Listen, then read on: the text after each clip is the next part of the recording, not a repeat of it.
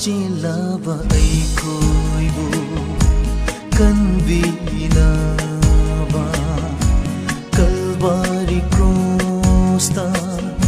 ushim oina shindiki pap chilaba ai khoibu kanvinaba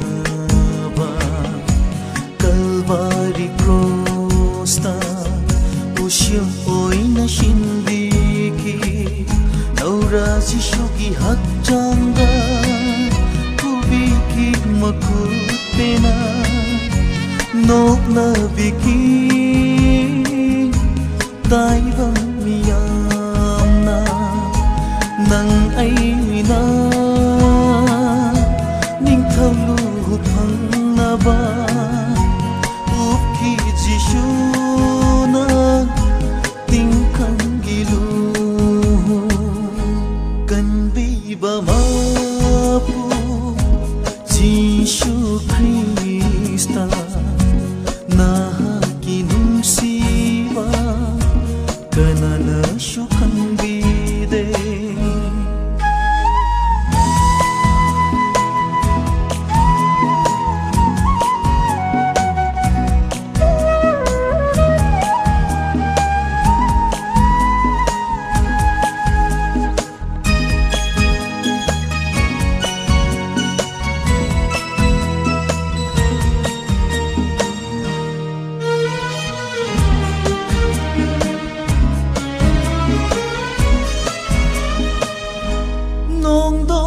Tiada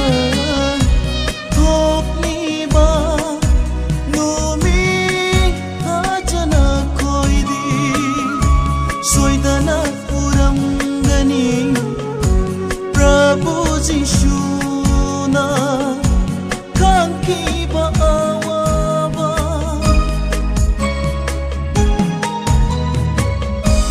nongdon atiyada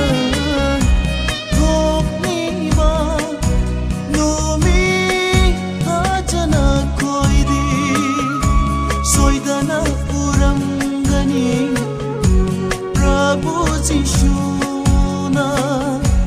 kankiba awaba karigumba na koishu marot thok lamlaba shoidana phungdok lamrani ai bang shinba tunga karigumba na koishu marot thok soidana pungdok lamgani taibang shinba tunga kanbiba mapu Jisu Krista nahakinungsiba kanana shukanbide kanbiba mapu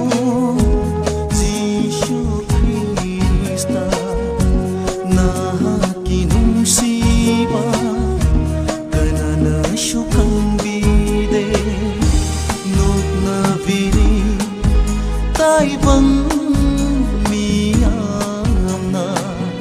amang bangalay ni Jimgi isyoni amang bangalay ni Jimgi isyoni amang bangalay